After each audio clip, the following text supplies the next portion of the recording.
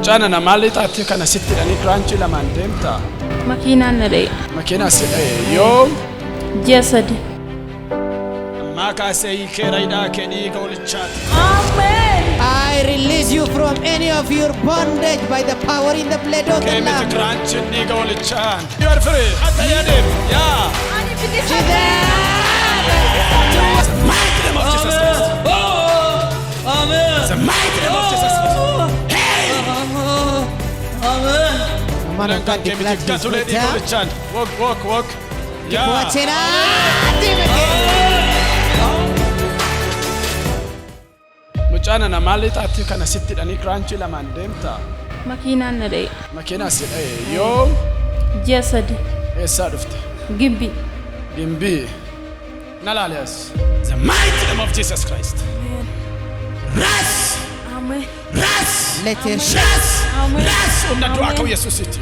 power Yeroo in the buleettiin kun asii bilisa baatu kana mantochi bilisa baya jajeera. Amen. As this sister will be free right here, be free right there.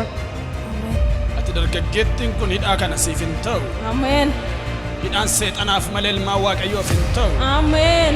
Inni siida hidhameera diinichi. Amen. Inni hidhaatti si galche si cabse hamaan sun hidhameera. Amen.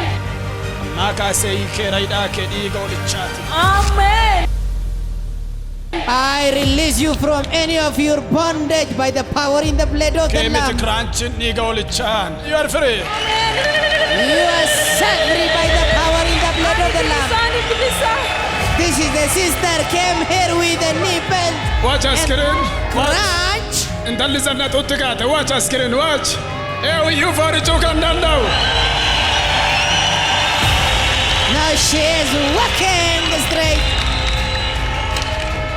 throwing this nipples and the crunch down. Ani She bilisa. there to walk straight.